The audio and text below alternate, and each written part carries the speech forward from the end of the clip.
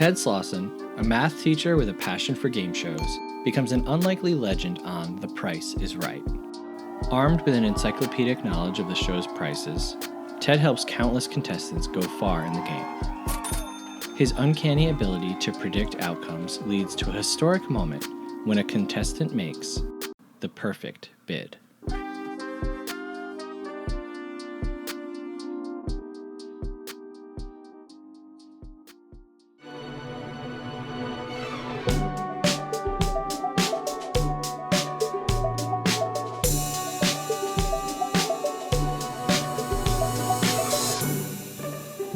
Welcome back to Movie Friends. I'm Michelle. And I'm Seth. And today we are talking about The Perfect Bid, The Contestant Who Knew Too Much from 2017. Directed by C.J. Wallace, produced by C.J. Wallace and Mallory Kennedy, cinematography by C.J. Wallace, featuring music from Jack Hilton and his orchestra, and edited by C.J. Wallace.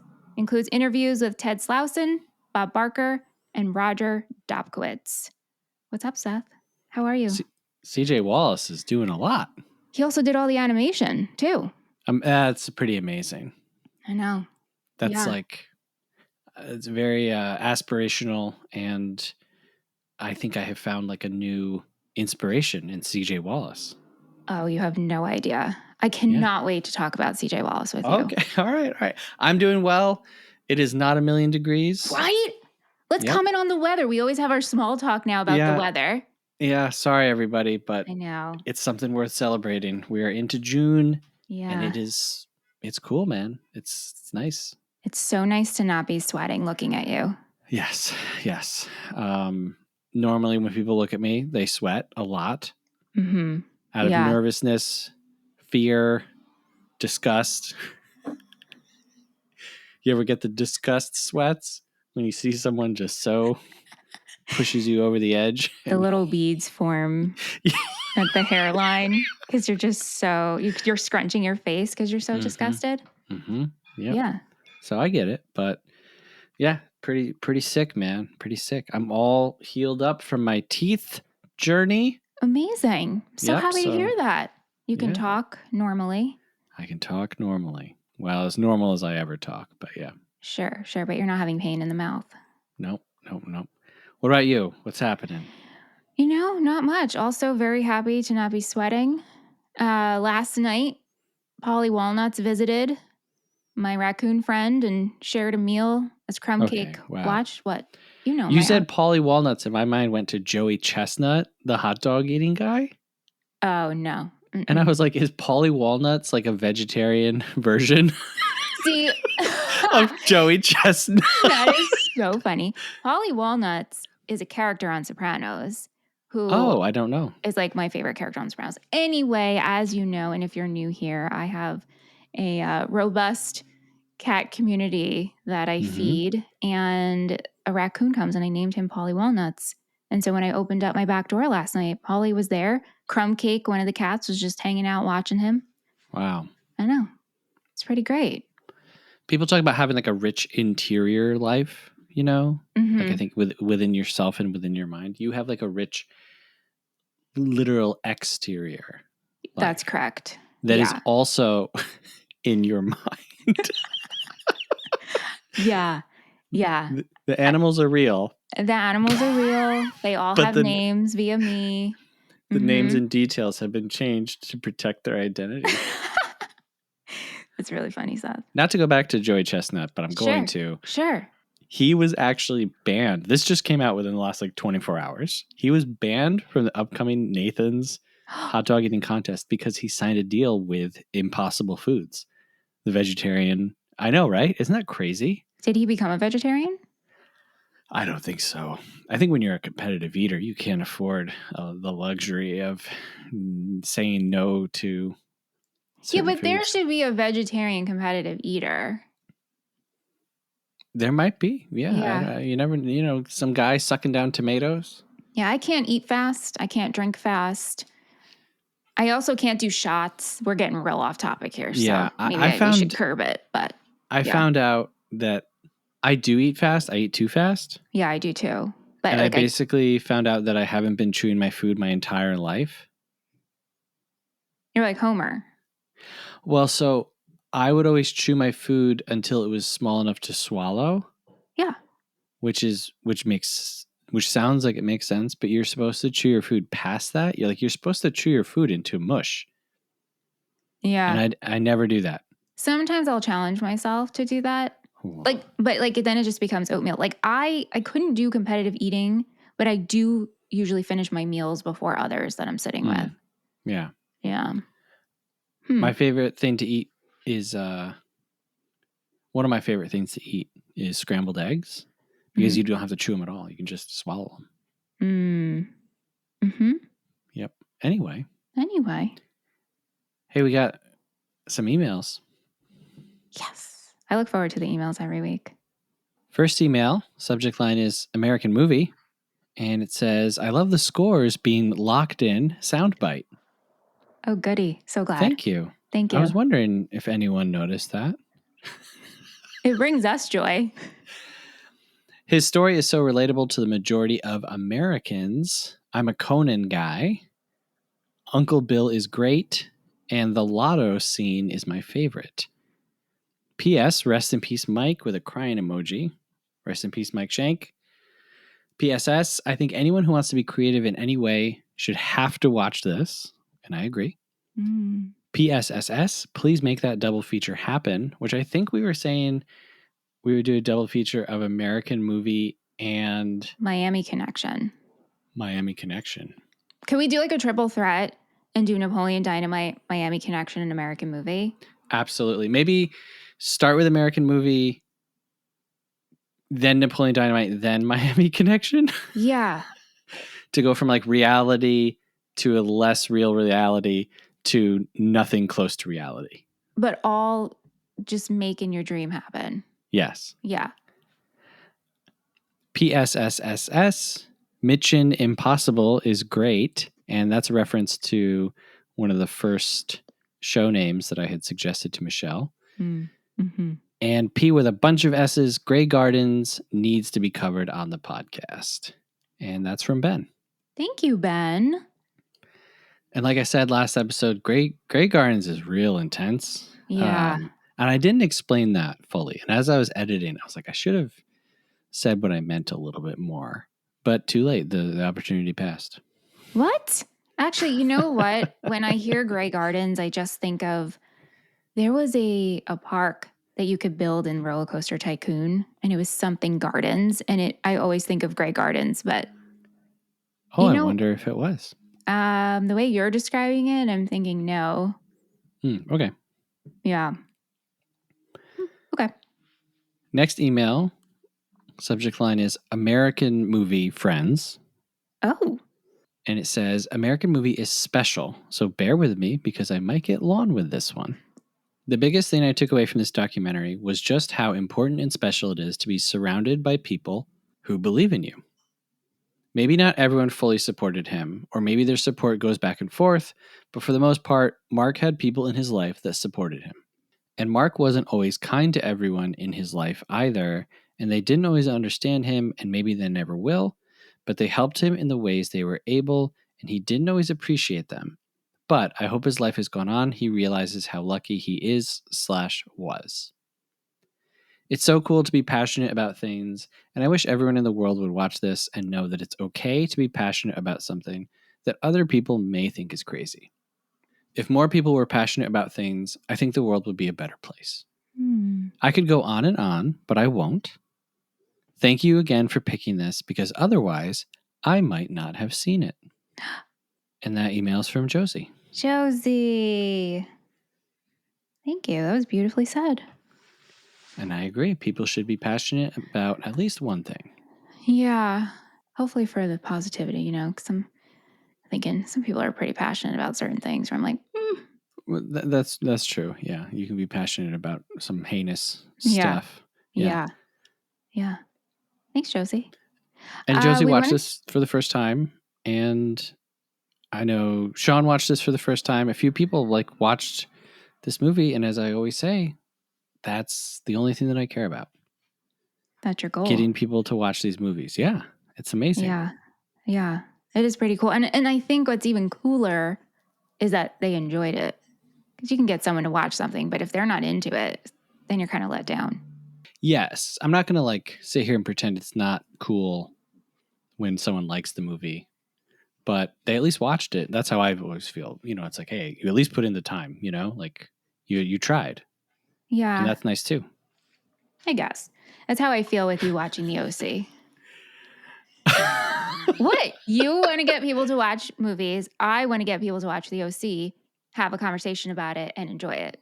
That's like my mission in life. That's right. I think at this point.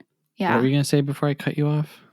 No, I wanted to give a shout out to Denny Clark on Spotify, who left us the mysterious cat emoji. Yes. Shout out Denny Clark. Hey, thanks for understanding the assignment. And, you know, all the people out there who have been trickling in these mysterious cats. Yeah, a couple episodes ago, I shouted out, please, if you made it this far, just send us a cat emoji, a mysterious cat. And it was really fun seeing those cats come through. It's a simple way to engage. Sometimes you don't know what to write. Just send us an emoji so we know you're listening. Hey, if you want to send us an emoji or an email like Ben and Josie, you can do that. moviefriendspodcast@gmail.com. We would love to hear from you.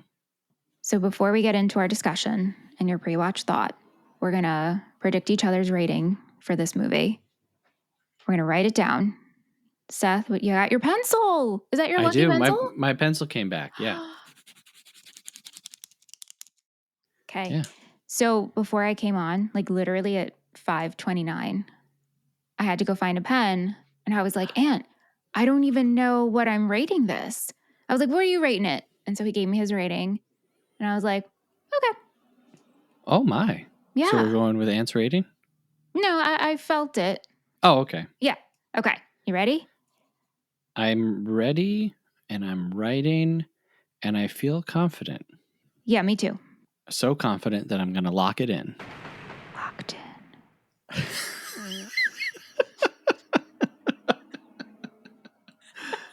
Maybe I need to add you whispering "locked in" to the locked in music. I mean, if we can make it as long and obnoxious as possible, I think that'd be great. Yeah. Cool. So before we watch a movie for the first time, we record our pre-watch thoughts. This time, this was something that I had not seen before. So let's go to me in the car. Yeah.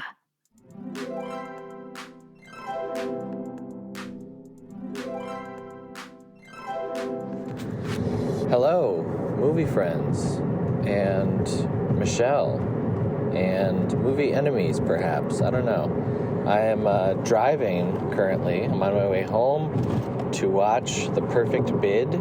I don't really know anything about this. I've seen the poster several times,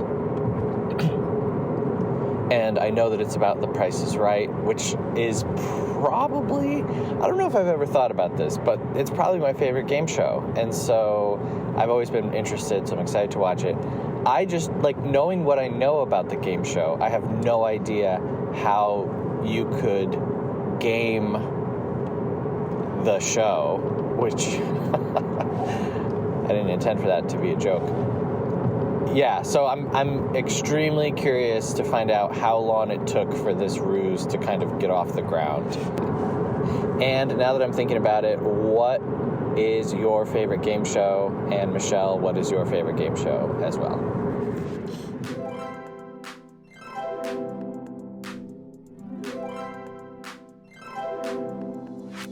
So, Seth, you mentioned game shows. Yes. And you said The Price is Right is probably your favorite game show. Mm-hmm. So what's your experience? What's your relationship, I should say, with The Price is Right? Well, watched it growing up, of course. Mm-hmm. Bob Barker always seemed like the world's most famous man to me. Mm-hmm. And I remember when, like, it appeared that the size of the crowd changed. Like, it went from, like, a smaller room to, like, maybe a bigger room. And I don't know if that's just the way that they shot it. Because in this documentary, Ted describes it as, like, way smaller than you would think, right? Yeah, yeah. And, it was just, like, a cool thing that I kind of grew up with. Bob Barker getting older. Yeah. Talking about spaying and neutering your pets. That's right. I had no idea what that meant. You know what it means now, though, right? Of course. Oh, Of okay. course. Okay. But little 7-year-old Seth was like, I don't have any pets. What are you talking about, Bob? Yeah. Yeah. And what I like about The Price is Right is that it's just all based on like energy. Yes. It's for the people. It's just like, well, scream because you got picked and come down and you're still screaming and then shout out a number. And you know what? It can be totally random. You can bet $1 Yeah. or $10,000. Yeah. You can know nothing about it. And you might still win. And then you're excited again and you're jumping up and down. And then you spin a wheel that's You gotta get close to $1. 1,000 pounds. And it's very repetitive, Yeah. the show. But it's not like, I also really like Jeopardy. Jeopardy, Wheel of Fortune, Price is Right. When Who Wants to Be a Millionaire came out, we watched that like obsessively. It was like, Yeah, oh my we God, did you too. gotta watch Who Wants to Be a Millionaire. But with Jeopardy and a lot of the other shows, it's like you have to be like good Yeah. at something. You have to know stuff. And in this one, it's like, how much is this can of soup? So as a kid, you're like, I don't know, Yeah. But so you try to guess, and you feel a little smart, or you're like astounded. You're like, oh my God, I didn't realize bleach was up to that much. Oh man, Did you make comments like that as a little Seth? Like, wow, Well, in my head, the price of bleach has increased. I can't believe it. yeah. Mom. Yeah, or like a car. Like when you're a little kid, you don't know how much a car costs. Yeah, you're like, oh, it's $100. That's a lot. Right. I remember I had this essay prompt when I was in second grade. I was like, if you had $100, what would you do? And so I wrote about how I'd buy 2 Dachshunds and I would go to Disney World. And yeah, it's pretty funny. Wowie zowie. What about you? What's your favorite game show? So obviously Price is Right. I grew up with it, but like The Price is Right. And I think a lot of us can feel this way if you went to school. It was like when you're homesick, you get to watch The Price is Right. Yep. And the music, and it's so nostalgic, it's comforting. And I think as a kid, I just enjoyed the energy of it. And I was drawn to Bob Barker, and I always wanted that skinny mic. Always. Oh yeah, the skinny mic is great, right? I wanted so bad. But the pricing part of it, kind of went over my head. It's just like the lights and all the theatrics of it. But I have to say, my favorite game show is probably Family Feud, hosted by Steve Harvey. Sure. Yeah. I get Family such a kick out of it. I love screaming the answers. It's just so fun to watch. And Steve Harvey cracks me up. Family Feud. I don't know if you've ever watched the old ones when they would kiss on the lips. Yes. The host would kiss all the women. Mm-hmm. What was that? Yeah. Well, Seems weird, right? And inappropriate. And I'm sure the women did not enjoy it. Yeah. Yeah, I know. If you dig deep, that's the problem though. If you dig deep, like even with this, right? Like I love Bob Barker, but if you dig deep, Bob Barker, there were some allegations against him.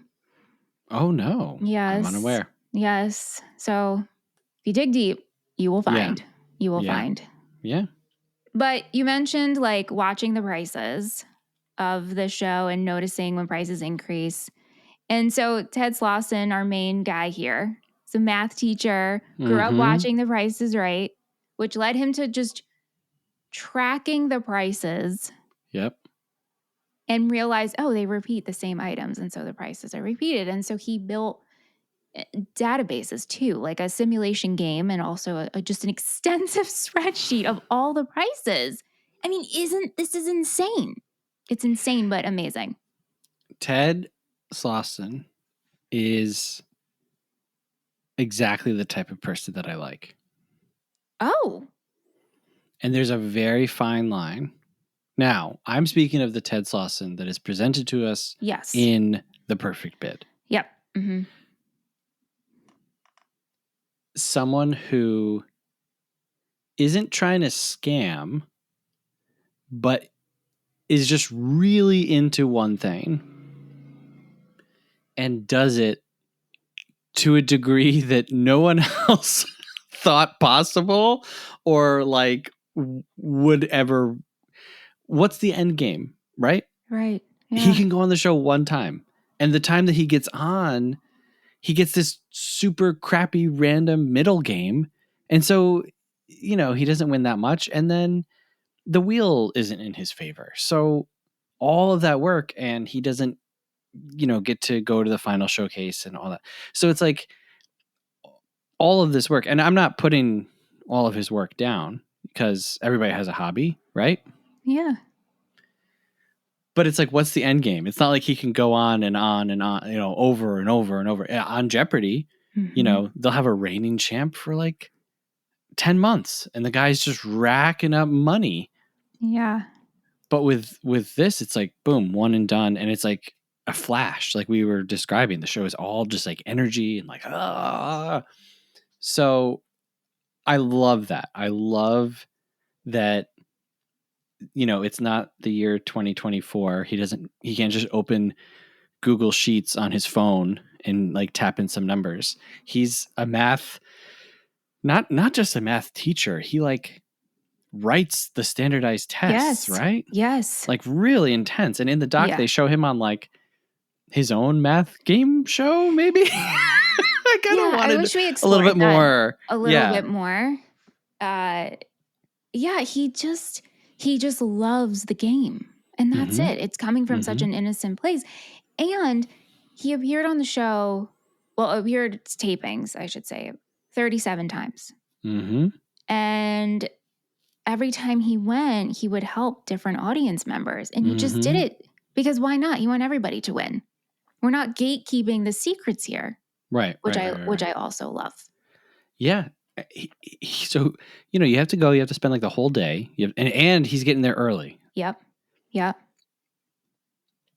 They show the lines, for this every single day. And people are bringing like lawn chairs. And that's like real extreme dedication. And what I liked about the doc, I think the thing that I like the most is that it pulled back this curtain to something that I thought I was familiar with and revealed like, oh no, there's this whole world and story to The Price is Right that I had no idea about. I didn't know people would go and be in the audience multiple times. Like, why would you do that? I think it's the adrenaline of it. To be around that crowd, I would want to do that multiple times. Yeah. No, I'm not saying like, oh, why would you do that? That's crazy. I'm just thinking when I watch it on TV, this is the audience for the day. And tomorrow it'll be a different audience. Yeah. It's like late night. Last week we were talking about late night. You go and you sit and you watch Conan, Is there a guy who's there 37 times?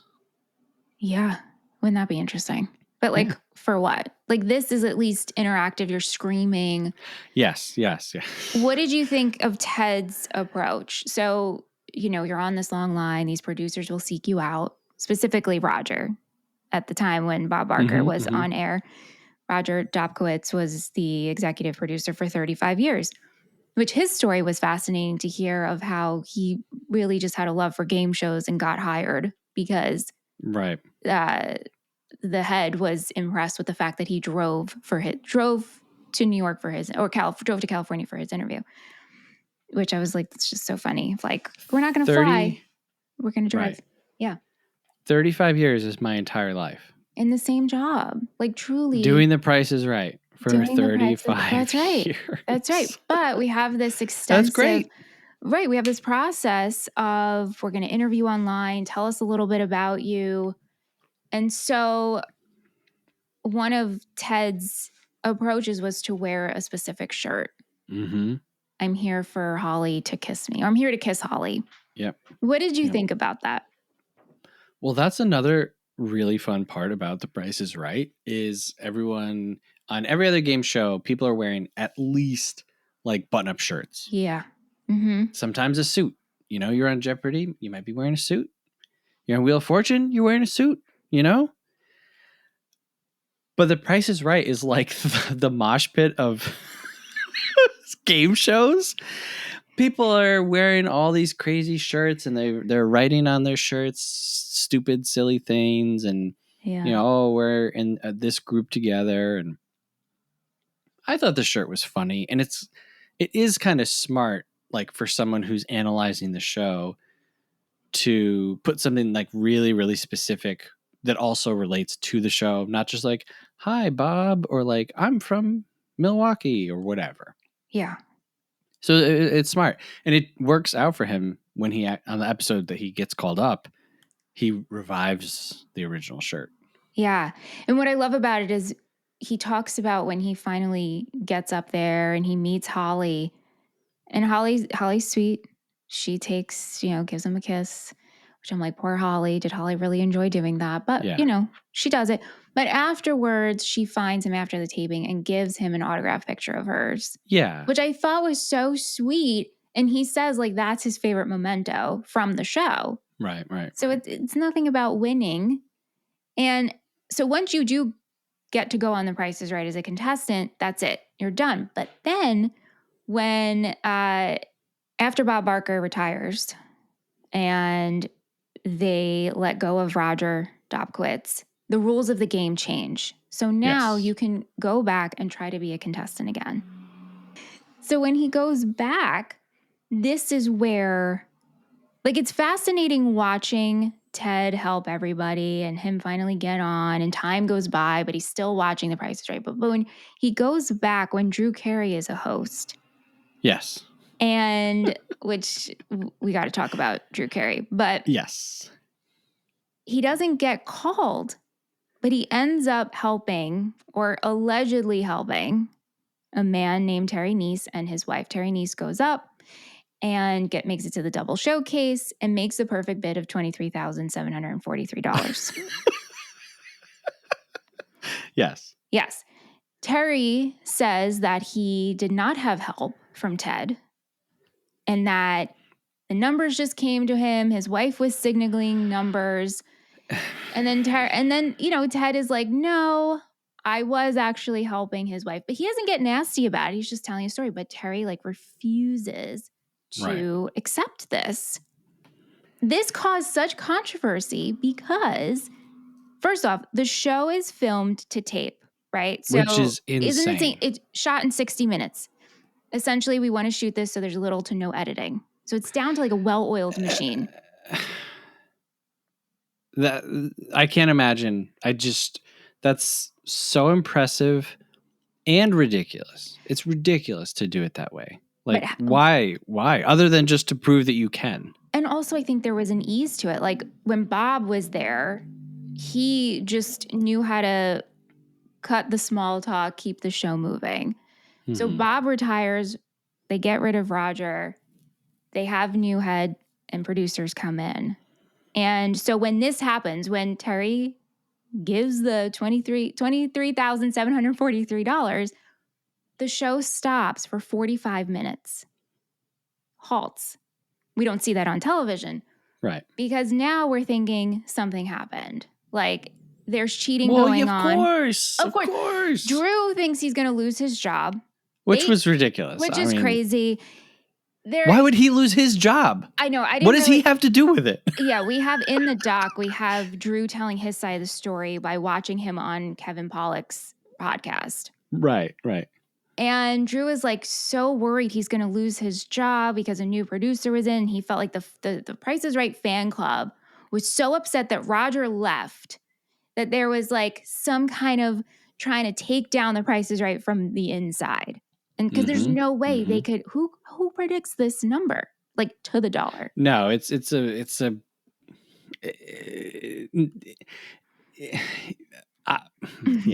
I know, it's no words, right? It's a stupid number to guess randomly, to say, oh, I just pulled that out of yeah. If you guess, 35,500. Sure, you're dead on. You're rounding the number. Yeah. Great. Yeah. But those numbers, no, something's going on. I know that as people, we look for patterns and we look for things to be wrong and but that's too correct and random to just be random. Yeah, but at least I think. I do too. And if Your wife is sitting next to a person who's been on The Price is Right 37 times and is known for helping and giving prices. And you've been talking to him all day about like a price of this, the price of that. And then you go up and you literally say the exact number. Mm-hmm. I mean, I guess that's your personal truth that you didn't receive help. Or he admitted, he finally came to say that he did have help from his wife, like just giving him numbers with her fingers. Right. And the three of them, these are not just like two totally random people who Right. just happen to be sitting next to Ted. Right. Yes, apparently they met on the line that day. Mm-hmm. Maybe they didn't. Maybe there are online chat communities and maybe they, made a plan to go on that specific day and that they would work together and that they would try to do the perfect bid. Who knows? But this dude, what's this dude's name? Terry Neese, the winner. Terry Neese. Yeah. So Terry Neese was security for casinos and he learned card counting. You can learn card counting. Anyone can learn how to do it. It's a very difficult thing to learn how to do. You put these two guys together, and him and his wife were also studying the patterns and memorizing the prices on the show. So you can't tell me that these three people are together at one taping that just so happens to have the only perfect bid in the entire history of the show. How many episodes of this show? Thousands. Yeah. Thousands, right? Yeah. Mm-hmm. Like, and then say, oh no, it was just random. Like, I'm sorry. You can't do that. Yeah. Right. It's silly. Is silly. If it genuinely was like, hey, I'm some person from New York who just happened to be in LA and I saw this line and I got on it and oh my God, we're totally random. I've never even seen this show before. Fine, I believe that. But you have three people who are like dedicating their life to math, pattern finding, and the Price is Right. No way. No. And like the doc goes to explain, they're not breaking the rules. Like if Ted was breaking the rules, they wouldn't have let him come back and shout out the correct answer to like anyone who will listen. Yeah. Yeah. And like you said, it's what makes the show kind of like fun. I think when you're watching it at home and people are shouting numbers out, did you ever think, oh, the people in the audience know what they're talking about? Yeah, I think so. But to me, it always came off as like noise because you're just hearing like numbers from everywhere. And, how does this person know that? And yeah. What did you think of Drew's tone and him retelling his side of the story to Kevin Pollak on this particular? Because, okay, and I'm cutting myself off as I want to hear your answer. But like I grew up watching the Drew Carey show. And so this like persona of Drew that I have in my mind. And seeing him on this interview was like off-putting to me. Yeah. Yeah. He doesn't seem as excited about the story as you and I are. This is his job, and also he's taking a chance on filling Bob Barker's shoes and becoming a game show host, which, hey, to people like you and me, that's a great job. But to Drew Carey, is he like, oh, this is the trajectory that I wanted my career to go in? Yeah. And so if he really thinks like, oh, this group of super fans are collaborating with an ex-producer to like screw me over and the show, and that's what is going through his head, it probably would be hard for him to step outside of that and be like, oh yeah, this is actually a really funny, interesting story. Yeah. But like, he does not seem amused. He's not amused at all. And obviously time has passed when he's telling Kevin this story. So we know by now that's not actually what was going on. Like no one's trying to take you down from the inside. So you think like on the retell of your story, the tone would be different. Yeah. Plus, okay, yes, this guy like won the perfect bid, right? Yeah. So he wins both showcases. Mm-hmm. Wins all this money and prizes. Okay, fine. But it's not like they did this 10 days in a row every day. And it's not like there was some clause in the Price is Right Bible that says if anyone ever guesses the exact number, they win $10 million and the show must go off the air. You know what I mean? Like, what's the end game here?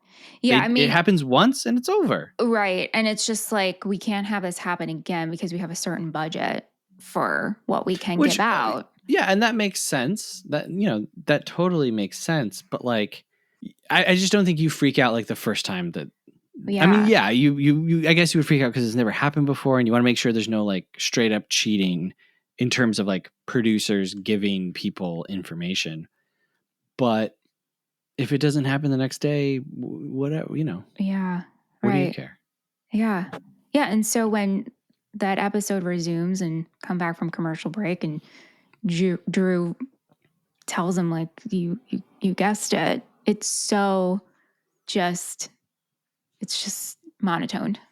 Yeah. There's and no for a show excitement. that's built on energy and like, oh my God. And so you're like, wow. Wow. Okay. We're not even going to fake it. We're not even going to fake it. Like, this is a huge deal. Huge deal that this just happened. And of course, Terry's jumping up and down and his wife's excited, and they like didn't show Ted during that episode. Yeah. They like deliberately cut him out of any like audience scenes. Ted says that he tries to go up and they won't let him go up. Yeah. It's interesting. Yeah. Which is, that's a bummer. I have a question for you. Sure. You picked this for documentary month. Had you seen this film prior? I did. Yeah. Randomly. I forgot when Aunt and I first watched it, stumbled upon it. And afterwards I was just like, well, this was so enjoyable. This was great. I loved it right away. I told everybody about it. And so, I mean, we talked about this, like what to choose for Docu Month, because there's so many different choices. Yeah. But I figured this would have been a good one, a fun one to talk about. Definitely, yeah. And since you haven't seen it, that also made me be like, well, I guess going back to what you said at the top of the show, you just want to have people watch movies. So I guess, same thing. OC in this movie. There you go. Right. Yeah, this month was so hard because there's so many different directions that you can go in. And just picking, 4 incredible documentaries, we could have been like really depressed. Yeah. All month. Yeah. Not that there's anything wrong with that, but. I mean, I don't really want to be that person, but. Well. Anyway. I love living down in the dumps. Sure. I want to talk to you about CJ Wallace. Yeah, absolutely. Yeah. Okay. So he's Canadian, grew up playing hockey, making his own films for fun. When he was in high school, he would tape Conan. So he was a Conan guy. Yeah. Wow. Going back to our last week's discussion, he was a Conan guy. So much so that he wrote to Conan just like a list of jokes. Oh my God, I love it so much. Right? That's awesome. He's in high school. Conan's team flies him to New York. He meets with the head writer.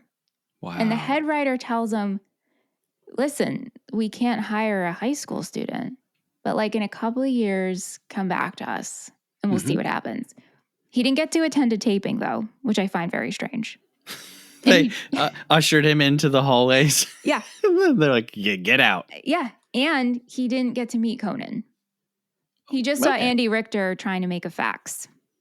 Okay. Apparently. So from here, he went on to work on his own projects, self-funding, working in the hip-hop community, making vlogs and music videos and stuff like that. He also, which I found really interesting, he runs Paul Thomas Anderson's website, like official website. Cool. Okay. All right. Which I feel like is kind of random. Don't you think? Maybe in high school he sent Paul Thomas Anderson a list of jokes too, and he was like, "Listen, yeah, I can't hire you for this, but run my website. Someone to run the website. Yeah, run my website." Anyway, so he comes across Ted's story on Facebook, And he started talking to him 8 years before he decided to make this doc. So he's like in conversation with him, and he's so fascinated by his story. He's like, you know what? I'm going to write a script, but it's fictional, like a math genius who takes down a game show. So he starts to write the script, and then he realizes this actually would make a really, really good doc. And so in the meantime, he's, like I said, he's working in the hip hop community. He's on a tour bus, and they're crossing the border, and some rookie cops pull them over, and they get arrested. 18 of them get arrested. Oh my God. For having weed. They're in prison for 24 hours. So he has this on his record for like 2 years. But every time he crosses the border, he's got to go through like the special security because it's flagged on his record. Yeah. So anyway, he's in talks with Ted. He's like, I want to make this documentary. It's hard for me to come into the US. Can you fly into Canada? So Ted flies to Canada. They shoot all of Ted's stuff in 5 hours. They go to 3 locations. Shut up. Ted knows his story so well. Way. He shoots. Way. Yes, he shoots his footage in 5 hours. They did like 2 hours here. They had 3 locations. Yeah. Then they pitch it. He makes like a little sizzle reel. He pitches it to Roger. Roger wants to be involved. So then they get Roger's footage. Then Roger, who's good friends with Bob, calls Bob and is like, I'm doing this. Are you interested? Bob Barker's like, yeah, I'll do it. It's like one of the last things he's ever done. And at this point, when I was listening to this interview with CJ, this was 4 years ago. So this might have been like the last thing Bob Barker did. And because he had so much trouble with the border, he didn't get to fly in and do Bob's interview. Got it. So he had someone else do it for him. Anyway, he made this movie for $2,500. Well, I am like, CJ Wallace is like my new guy. I'm obsessed. I'm obsessed with CJ Wallace. That's insane. It took 6 months of doxing and trying to get the rights ultimately. In the end, he has to end up doing 9 full recuts. So if like things seem awkward in the movie where like things seem cut, because everything seemed good to go. But then once you start putting in, he starts like shopping festivals. People are now reaching out from the network. Price is Right. People are like, oh no, like you will only be allowed to use 7 minutes of Price is Right footage because it is so expensive to use. Okay. Yeah. So he had to keep re-editing it and keep like, yeah. So there's only 7 minutes of Price is Right footage throughout the whole film? Yeah, upon the last recut. Well, CJ Wallace is a fantastic editor then, because I never would have thought that. He literally was like editing in the car while he was crossing the border to get to one of the film festivals. And he tells the border control, like, I have to do this. I'm part of a film festival. And so then it was like $1,200 every time you pitch to a film festival. And so anyway, then Netflix picked him up, and that's the short of it. But isn't that fascinating? Oh my God. I feel like that's almost more interesting than the story in the documentary. Well, not that it's not interesting, but like totally. Moly. And listening to CJ talk about his previous projects, his passion for self-funding. You know, the first film he did, I mean, he put $9,000 into it of his life savings. Yeah. And it's just, he's like a really interesting dude. Wow. Yeah. CJ Wallace, please. I know. We need to talk to you, this guy. I need to talk to this guy. Like, I have so many questions and perhaps accolades to throw at him.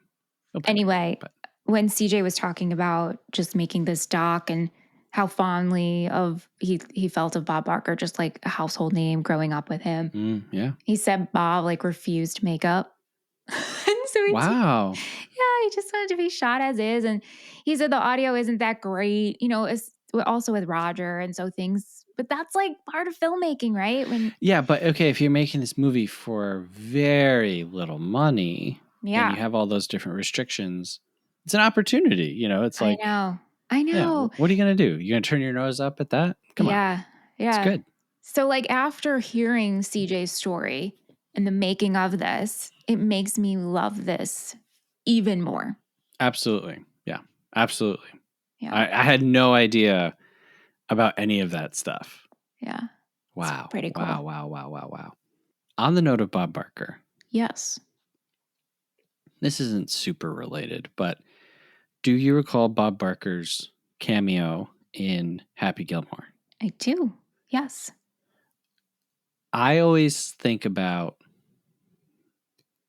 when I think about movie cameos, which I've done before, because I think about movies a lot, right? And you think about like, not like what's the best movie cameo, because who can say?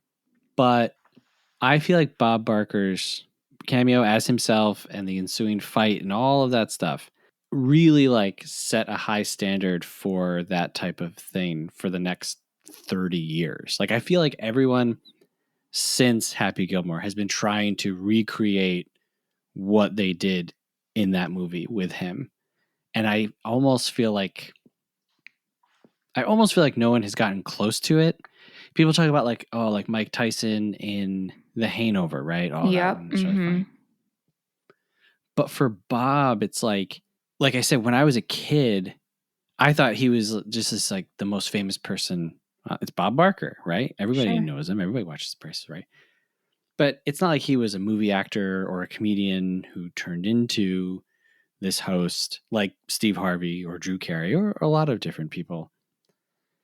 He was famous for this for thing, game shows, you know? Yeah. And so he has that persona and then just totally flips it in the movie. Yeah. And so anyway, I just wanted to mention, I was like, if we're going to talk about Bob Barker, there's no way we cannot talk about Happy Gilmore. Yeah. How do you not? Another thing about Bob Barker, which you texted me about, is not only the sign off of spay and neuter your pets, but you're a loyal fan and true. You're a loyal fan and true. How sweet is that? I guess that became something that the whole production picked up, and they would say that about audience members or super fans or whatever. And so like I said, it's like the doc really like pulls back this curtain to show you all this stuff that I just never knew that there was a community of Price is Right people, you know? I mean, I'm not making fun of that. Like, I want to be super, super, super clear. I'm not making fun of any of these people. Yeah. And I don't think that the doc is either. Like, I'm not surprised to know that CJ was talking with Ted prior to making this, because I think that the doc shows Ted in a really good light. Yeah. Like, I don't think it's trying to be like, hey, look at this weird guy. No. Or like, hey, look at this scam guy, right? CJ said that Ted was his hero. Like, you have all these superheroes, you know, whatever. It was something like Marvel characters or whatever. He's like, no, this guy is essentially like... He programmed his own how Price is Right video game. It was so cool. I want to play that game. It was super, super cool. And in such like a nonchalant way. It's just like a natural math genius. Yeah. Yeah. And like I said, it's like, there's such a fine line. I don't know how you feel about this personally. Yeah. I've been with you in public enough to know, I think, where you would fall on this line. But don't you hate it when you like go out with a friend to maybe like a restaurant or you're going shopping and that person is just like trying to haggle or like trying to get free stuff or, oh, you know, if you complain, they'll X, Y, and Z. And I feel like there's a fine line between people like Ted who are just like, I'm not exploiting anything. Like, the prices are there. No one told me not to watch the show. Like, he doesn't come off as someone who's like rubbing his hands together, being like, hey, look what I'm getting away with. Because again, what's the end game? You only get to go on one time. And it's not like after he went on, he never went back or he moved on to a different game show. You know what I mean? And I just feel like there's such a fine line between like people who are just out to get whatever they can wherever they can, and people who are very, very passionate and like love something. Yeah. I mean, he talks about helping a young kid, I think his name is Brandon, during one of his times. Yes, yes, And yes. Brandon And wins he won two two cars. cars. And so I think one of Ted's family members was like, Brandon was supposed to like hook you up or, give you something for helping him. And Brandon never reached out. And Ted said it in such a way, it's like, it's fine. Like, I'm not doing this to win anything. Right. Yeah. Yeah, and you loves would the think too, show. if that air was around, that the producers would be like, we can't let this guy. Right. This guy's helping people win and then demanding, right. Money for the prizes. But yeah. But it is exciting. Yeah, like just imagine yourself there. I know. And yeah. This is what you do for fun. Like, and like he was still like, he was rattling off prices and items from years and years ago, and he knows all the numbers. So it's like, anyway, like I said, this guy, Ted, is like my kind of guy. He's a good dude. Yeah. Like, I love finding these people. Yes. And like knowing that these people are out there. Like, yes. Ted is out there making his own video games for The Price is Right and recording down all the numbers. And, I don't have anything that I'm that obsessive over, but I admire people who can take things that far. Yeah. I found a Reddit of some of Ted's students like commenting like, oh, I had Ted as a math teacher. Super like, like so not showy, nice guy, like didn't brag about being on the show. Some of his students didn't even know what The Price is Right is. Wow. And once they learned, and they were just like, he's a nice guy. He's a good teacher. Well, that's nice to hear too. I know. Yeah. So, yeah, I get what you're saying. I very much enjoyed Ted. So, as we mentioned at the beginning of the show, you're into pets who live outside. I am. Yes. If this is too personal a question, I can not ask it, but yeah. Do you like spay and neuter your pets? Oh, Seth. So, yes, every pet I've owned inside, I have neutered or spayed. Okay. Waffles, the queen of the block, who is my kitten Moisha's mother. Okay. I have tried to trap Waffles 3 times, and I have failed. Got it. However, I have an appointment next week to bring her in to spay her. And so I'm like trying not to get very anxious about it because I'm going to try to catch her again and bring her in to spay her. And then I'll work on the males.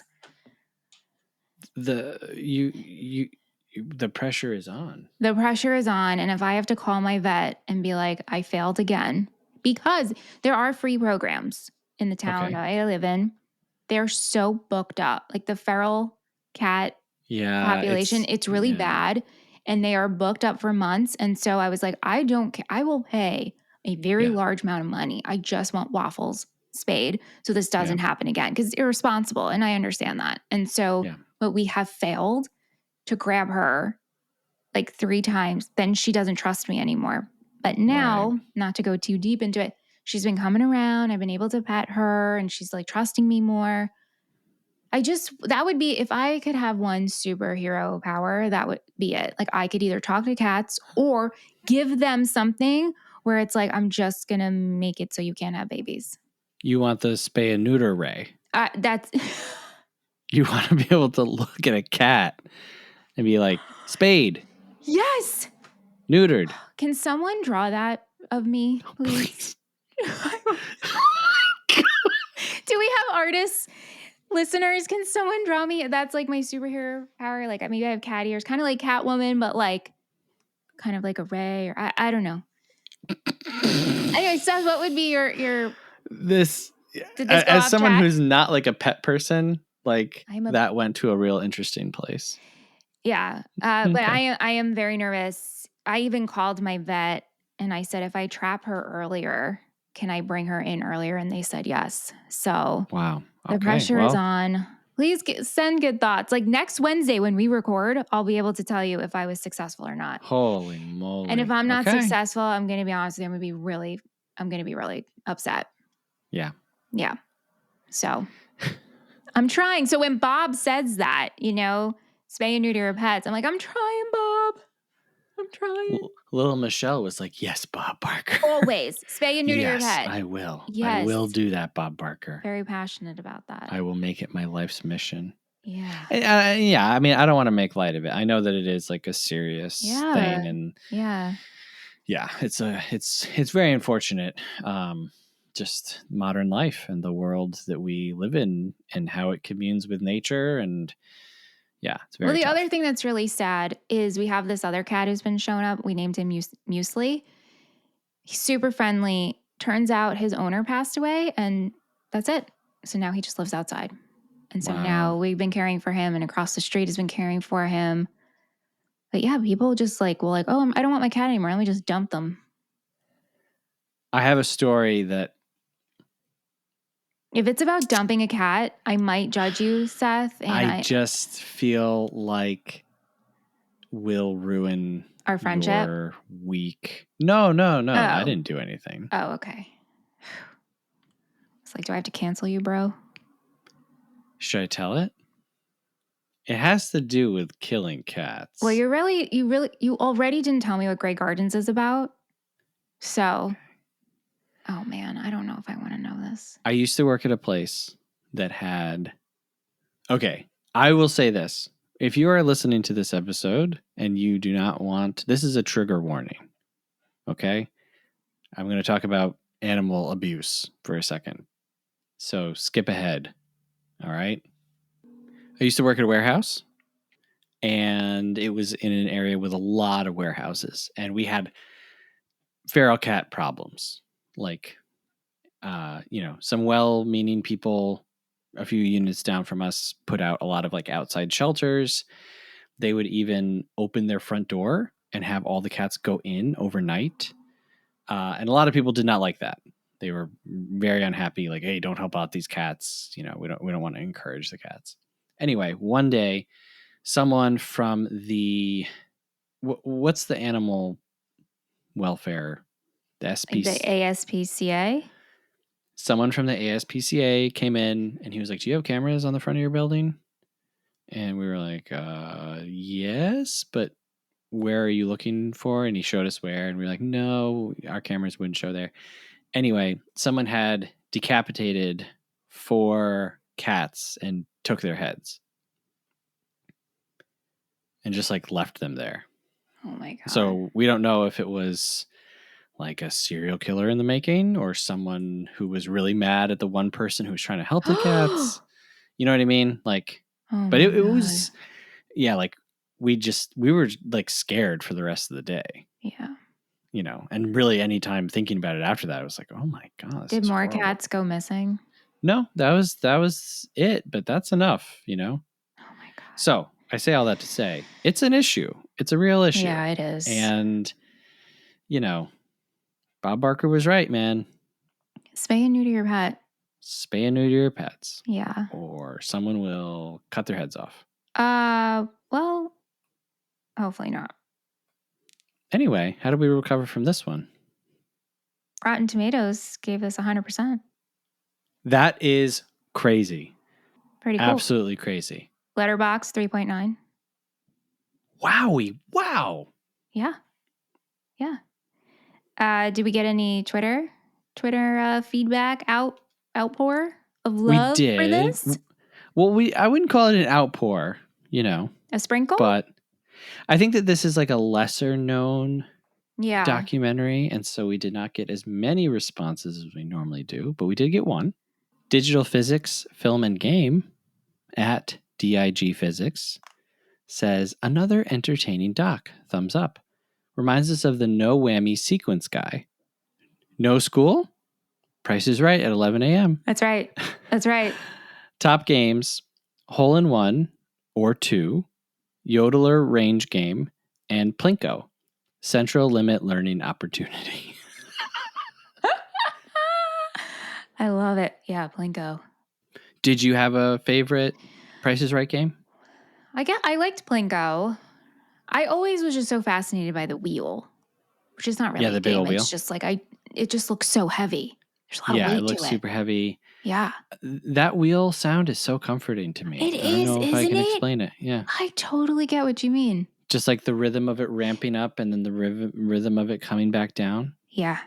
Yeah. Yep. I feel like if I were to do the wheel, I have no strength. So it would just be a real pathetic. Like it would move one notch. And I'd be like, I just blew it. My favorite game by far is Plinko. Yeah. Because it's just like, it's really fun to say too. Yeah, absolutely. I relate a lot of things in my life to Plinko, actually. Do you? Yep. Mm-hmm. My friend just related, she mentioned Plinko in her podcast episode with like online business. And I was like, wow, Plinko's everywhere. It's great. So I did really quickly want to bring up the whole idea of the perfect bid. So 5 days prior to us recording this episode, this kind of happened. Yeah. It's the movie friend effect. I know. So Patrice Massey, a contestant from Alberta, Canada, made a bid of $39,500. And the actual value was $39,501.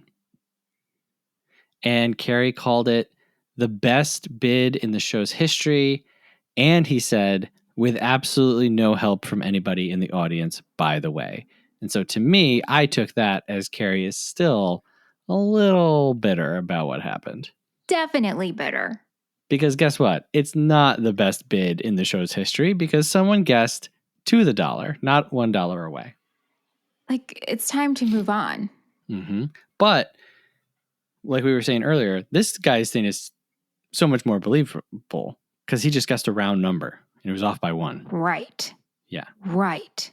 Good point. All right, let's go over to letterboxd.com.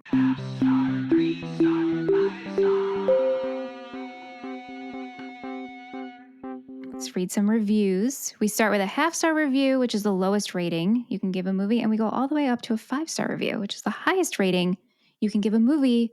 Our 5-star review says, this would be a mildly interesting 15-minute YouTube video. As an hour and 12-minute documentary, it is profoundly and inexplicably mundane. Okay. Come on. What did they say? Mildly? As a YouTube video, it would be what? Mildly interesting. Do you think that you and I just like love people and find them so interesting? Yeah. I mean, that is me to a T. That like, this is... I mean, so much so, Seth, that we wanted to see Ted in his little show he had. Right. Yeah. Right. Like, give us we more. Want more. We want more. Yeah. We want more. The drama and the this and the that, like that's okay, but I just want to see Ted being Ted. Right. So, we're fascinated by people. 15-minute YouTube. I mean, okay, sure. Yeah. 3-star says it's nothing groundbreaking, but if you, like me, enjoy documentaries about very specific things, like people who are obsessed with The Price is Right, then this is a good watch. You know what I would say to that? I would say that I agree. This is nothing groundbreaking until you know the details of how it was made. And then you're like, oh my God, this is actually incredibly impressive. Yeah, I agree with you. 5-star. This is a good documentary, and I appreciate that the same dude edited, shot, and directed it. I think we're too used to the drawn-out miniseries bullshit. Production quality aside, this gives us the full story from the personalities who created it, and it has had me invested. Very nice. So I like this 5-star because we shouted out CJ Wallace in their way. Shout out to CJ Wallace. Shout out, man. I feel like I have a new mission in life, which is to tell people the story of the perfect bid. Right. Right. Yeah. All right, let's go into our Habbies and Crappies. It's time for Habbies and Crappies. Habbies and Crappies. It's time for Habbies Woohoo. and Crappies. Woohoo. What do you got? Okay. You go first. Okay, my happy is Ted's video game. Like when I saw that, I was just like, the spreadsheets, and the figures and the mathematics. I was like impressed. But to take it to that level, and I just like we said, I just want to play that game. I want to sit down and have Ted show me how to play it. It was amazing. That's like, boom, breakthrough moment in the doc. My crappy would probably be, I understand why it had to happen, especially with you saying like how much it had to be re-edited and stuff. But like the the Kevin Pollak podcast with Drew Carey and him, that stuff, I was like, all right, you know, I didn't love that part. But I that's agree. okay. This dude's animated himself, you know? Right. Exactly. My happy was Holly giving Ted the autograph picture. I really enjoyed yeah. that because I really liked how he received it. He was just really sweet about it. And my crappy was also the Drew Carey, Kevin Pollak in sort of that. I mean, I get why we wanted to see Drew's perspective. I did not like Drew's tone. And there's nothing you can change about that. I can't change Drew's tone on how he felt, but yeah. So we rate a movie as a schmovie movie or film. We give it a rating 1 to 5 stars, give our final thoughts if we're going to recommend. We're also going to see how we did with predicting each other's ratings. Seth, would you like to go first? I will go first. And okay, this conversation has changed everything for me, and I no longer feel confident in the rating that I gave for you. But yeah. Okay, so I'll tell you what I thought you were going to rate this. Go for it. And again, you can't change it because it's been locked in. And I just want to let you know, it has been locked in.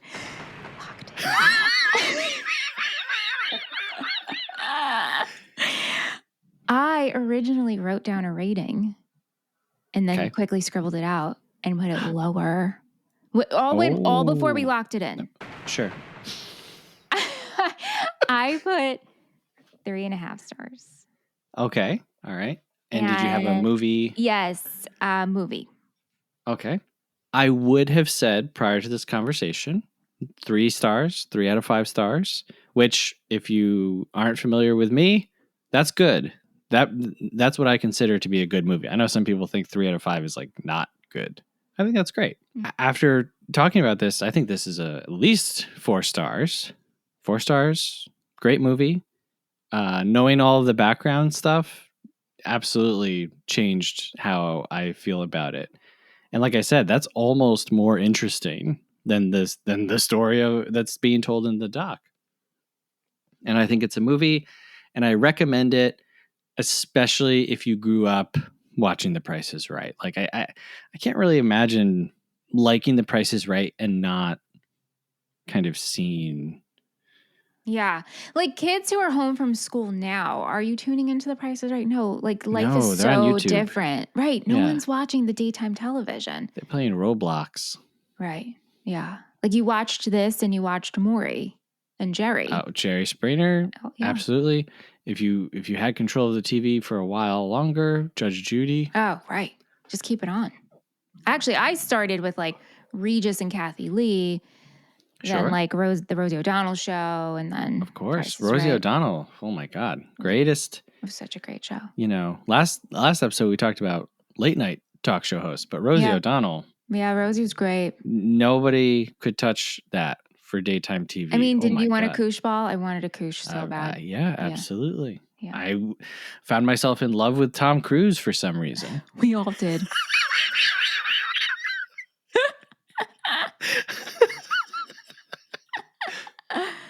All right. So, yes, I recommend this. If you haven't seen it, just watch it. It's a quick watch, you know, and it's a fun character in Ted, and it's an interesting story.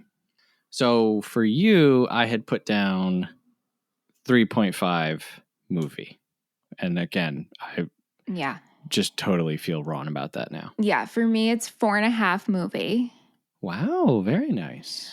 I am recommending this one, and not my usual, like, depending on what you like. No, I'm recommending this to everybody because I think it's a quick watch. It's super enjoyable. It's nostalgic. It's a great story. It's going to captivate you. I can't imagine someone watching this And I mean, yes, of course, those letterbox reviews will say otherwise, but Right. you're going to enjoy. It's interesting. It's super interesting. So I'm recommending this 100%. Awesome. Wow. Wow. 3 out of 4. Done. Yeah. Hey, if you like 3 out of 4 episodes that you hear us do, we'd love it if you give us a rating and a review wherever you're listening.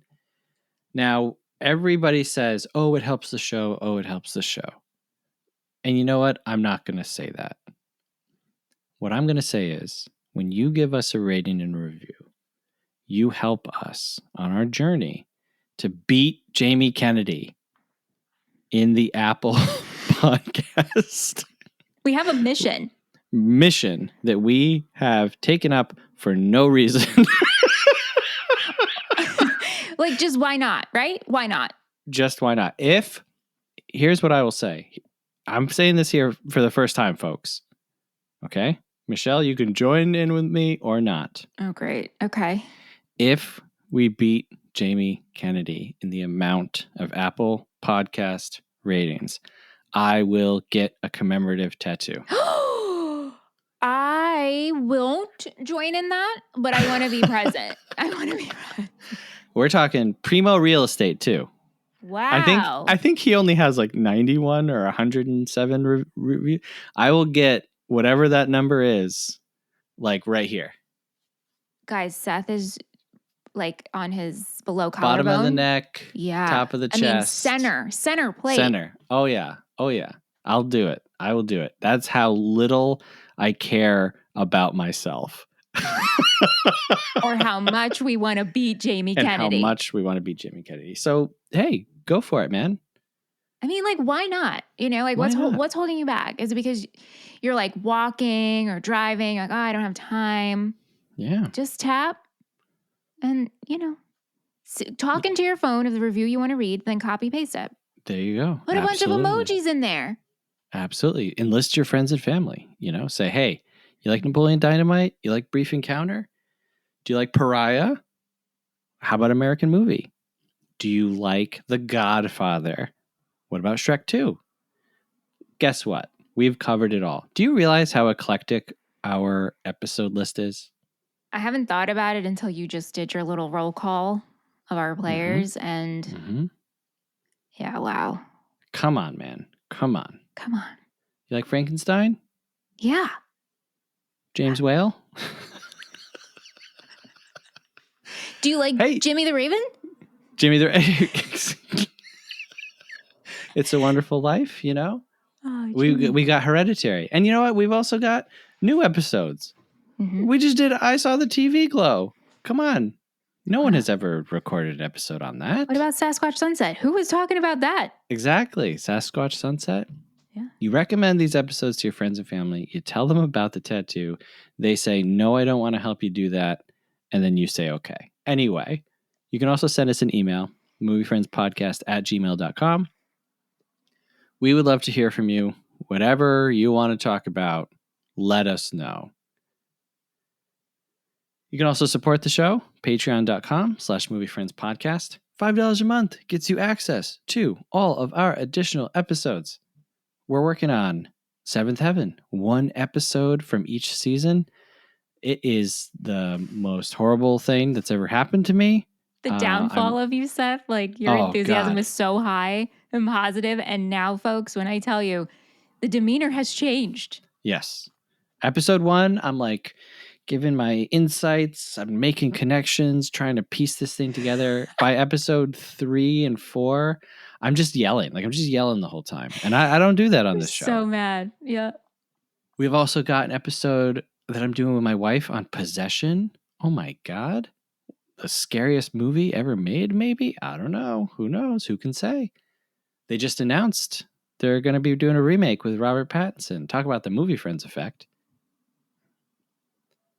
Anyway, it also gets you access to our patron-only Discord, and you get to vote for upcoming monthly themes, which documentary month, that was voted by the patrons. We had thought about doing it, and you know what? When we made the slate for last year and when we made the slate for this year, documentaries did not make it. So all of this is happening because of the patron votes, folks. And you want to get in on that. The Maybe you patrons don't. are essentially, right? They're our producers. Wow. Without credit. No, I'm giving them credit right now. Oh, okay. They produce our show. So not only do you get to vote on monthly themes once a quarter, but every month you get to nominate and vote on a film, which leads us to next week's documentary. And it's very exciting because, unbeknownst to them, 3 different patrons nominated the same film. Whoa. Yes. 2 nominated a different film that was the same. Uh-huh. And then everything else was kind of randomized. Wow. But yes. next week, Drum roll. Can we add in a drum roll? We can add in, yes. I just want this show to develop into a soundboard. That's it. Like you're listening to a Casio keyboard. Like a late 90s radio DJ show. That's my dream.